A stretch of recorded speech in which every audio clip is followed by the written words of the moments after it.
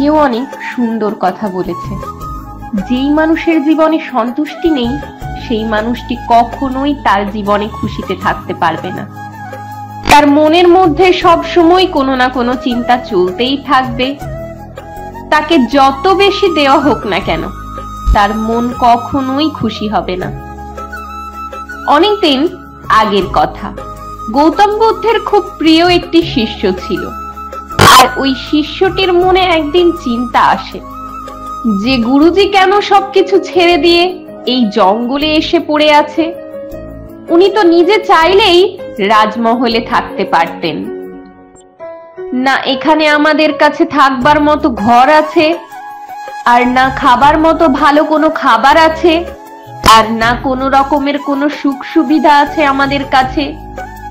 যখন অনেক বেশি ঠান্ডা পড়ে তখন আমাদেরকে কোনো রকম বিছানা ছাড়াই এই গাছের নিচে ঘুমিয়ে পড়তে হয়।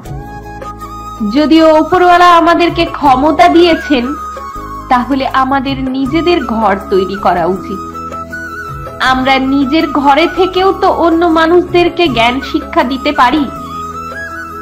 আর এরপর ওই শিষ্যটির মনে এই চিন্তা আসে, নিজের একটি ঘর তৈরি করা উচিত, যেখানে ঘুমানোর জন্য সুন্দর বিছানা থাকবে এবং সমস্ত রকমের সুখ সুবিধা থাকবে। আর এরপর ওই শিষ্যটি যখন পাশের একটি গ্রামে ভিক্ষা করার জন্য যায়, তখন ওই গ্রামের একটি মানুষ ওই শিষ্যটিকে উপহার হিসেবে নরম একটি গদি দেয়। ওই গদিটা অনেক বেশি আরামদায়ক ছিল। ওই গদিতে শুয়ে শিষ্যটি মনে মনে ভাবে, এটাই হলো আসল সুখ। এই গদিতে ঘুমিয়ে কতই না শান্তি আসছে, আর এখন যদি আমি একটি আরামদায়ক ঘর তৈরি করতে পারি তাহলে আমার জীবনটা তো অনেক সুন্দর হয়ে যাবে। কিন্তু গুরুজি তো আমার কথা কোনোভাবেই শুনতে চায় না। সবকিছু ত্যাগ করে দিয়ে নিজেকে কষ্টের মধ্যে রাখা, এটা আবার কিরকম জীবন? তারপর ওই শিষ্যটি চিন্তা করে সে নিজের একটি আলাদা আশ্রম তৈরি করবে, যে আশ্রমে তার জন্য সে খুব সুন্দর একটি ঘর তৈরি করবে। আর এর জন্য সে কাল থেকে যখন ভিক্ষা করতে যায়, সেখান থেকে ভিক্ষা হিসাবে যেই টাকা পাবে সেই টাকাগুলো জমিয়ে রাখবে, যাতে সে নিজের জন্য একটি সুন্দর ঘর তৈরি করতে পারে আর শান্তিতে সে তার জীবনটা পার করতে পারে। আর এই উদ্দেশ্য নিয়ে ওই শিষ্যটি টাকা জোগাড় করার জন্য শহরের উদ্দেশ্যে রওনা দেয়। আর ওই শহর পর্যন্ত যাবার আগে যে সমস্ত গ্রাম পড়ে, সেই সমস্ত গ্রামে ওই শিষ্যটি অনেক মানুষের সঙ্গে দেখা করে আর তাদেরকে নিজের একটি আশ্রম তৈরি করার কথা বলে, আর তাদের কাছ থেকে টাকা জোগাড় করতে শুরু করে। আর ওই যাত্রাতে একদিন ওই শিষ্যটির সঙ্গে একটি কৃষকের দেখা হয়। ওই কৃষক খুব গরিব ছিল, কিন্তু তারপরেও তার মন ছিল অনেক বড়। এরপর ওই কৃষকটি মহাত্মাকে বলে, আপনি অনেক বেশি ক্লান্ত হয়ে গেছেন, আপনি আজকের রাতের জন্য আমার বাড়িতেই থেকে যান, আর রাতে আমার বাড়িতেই ভোজন গ্রহণ করবেন, তাহলে আমি অনেক বেশি খুশি হব। তখন ওই মহাত্মা রাজি হয়ে যায়।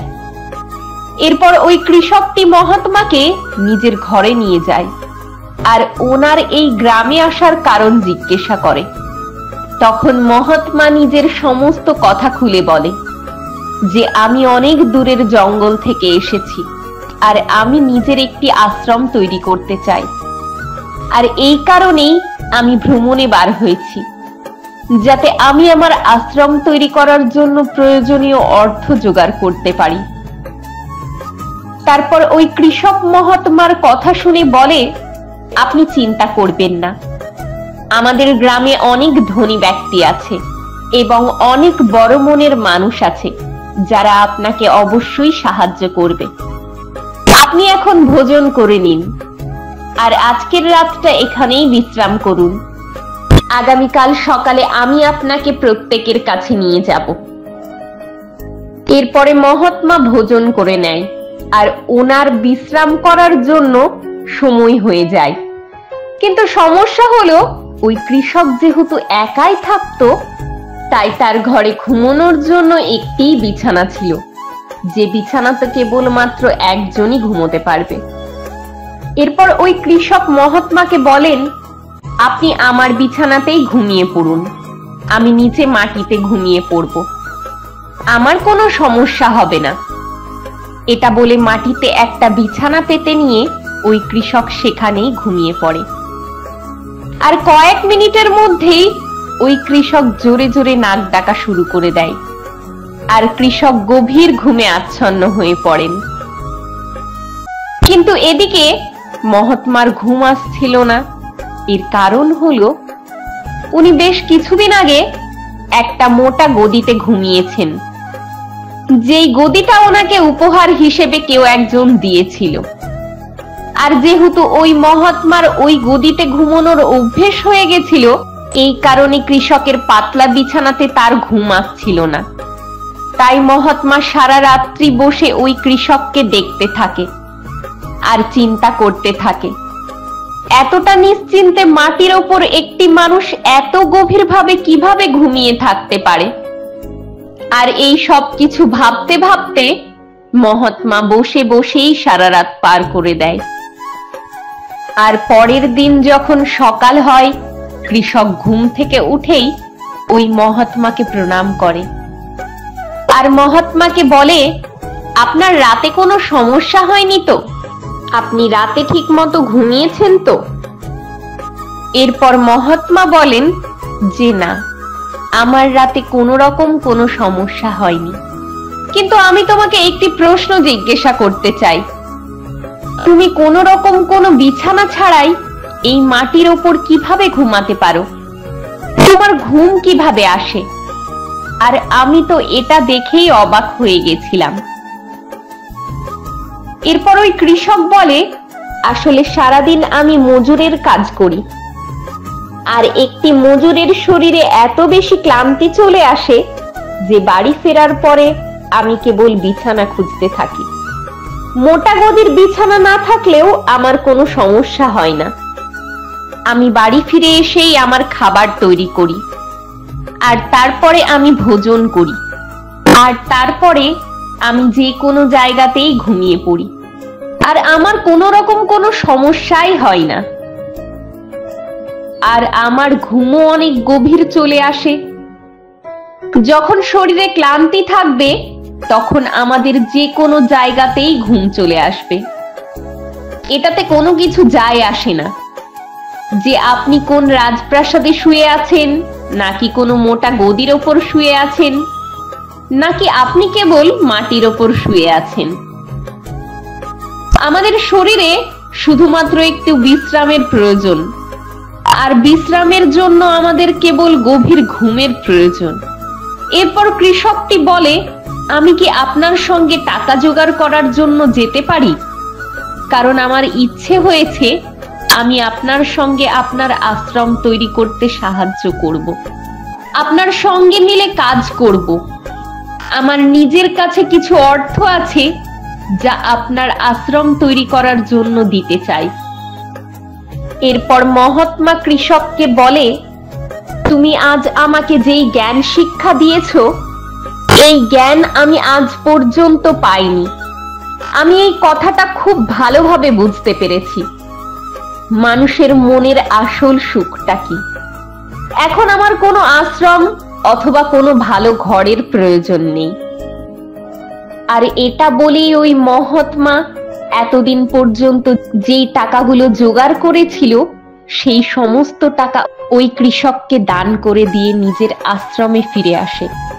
আর আশ্রমে আসার পরে সে এতদিন পর্যন্ত যে টাকা জোগাড় করেছিল সেই সমস্ত টাকা গরিব মানুষদের মধ্যে দান করে দেয়, আর তার নিজের একটি ছোট্ট ঘর তৈরি করে সেখানেই থাকা শুরু করে।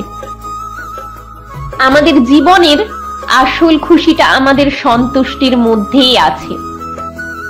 যদি একটা মানুষের কাছে যা কিছু আছে সেটাকে যদি সে নিজের মন থেকে স্বীকার করে নেয়, সেটাতেই যদি সে সন্তুষ্ট থাকে, সেটার জন্যই যদি উপরওয়ালার কাছে কৃতজ্ঞতা প্রকাশ করে, তাহলে তাকে আর কোনোদিনও আলাদা করে খুশি খোঁজার প্রয়োজন নেই। সে সমস্ত খুশি তখন নিজের ভেতরেই প্রকাশ করবে। আর একটি মানুষ যত বেশি কৃতজ্ঞতা প্রকাশ করবে, তখন উপরওয়ালা তাকে কৃতজ্ঞতা প্রকাশ করার মতো আরো সুযোগ বাড়িয়ে দেবে। আমরা সব সময় অন্যের জীবনে কি আছে সেটা দেখে চিন্তায় থাকি, যে আমি কেন এটা পাইনি। আর এমনটা যারা চিন্তা করে তারা কখনোই খুশিতে থাকতে পারবে না। তাই যদি আপনি আপনার জীবনে খুশিতে থাকতে চান, তাহলে আপনি যা কিছু পেয়েছেন, আপনার কাছে যা কিছু আছে, সেটা নিয়েই সন্তুষ্ট থাকুন। অতিরিক্ত লোভ এবং অতিরিক্ত ইচ্ছে একটি মানুষকে ভেতর থেকে অসুস্থ তৈরি করে। আমরা সব সময় কোনো কিছু পাবার আশা করে বসে থাকি, আর যখন সেটা আমরা পাই না, তখন আমাদের অনেক বেশি দুঃখ হয়, আর তখন আমরা চিন্তা করা শুরু করি। তাই যদি আপনার জীবনে সন্তুষ্টি না থাকে, তাহলে আপনি আপনার জীবনের খুশিটা কখনোই অনুভব করতে পারবেন না।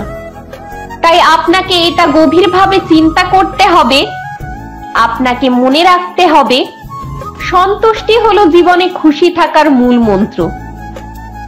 যদি একটি মানুষের মধ্যে সন্তুষ্টি থাকে, তাহলে কোনো দুঃখই তাকে দুঃখী করতে পারবে না। জীবনে খুশি থাকার এটাই হলো আসল রহস্য। আপনি যেটা পেয়েছেন, যতটা পেয়েছেন, সেটা নিয়েই খুশিতে থাকুন। আর প্রতিটা দিনই উপরওয়ালার কাছে কৃতজ্ঞতা প্রকাশ করুন। আমাদের এই ভিডিওগুলি কেমন লাগে তা অবশ্যই কমেন্ট করে জানাবেন। সবাই ভালো থাকবেন, আবার দেখা হবে।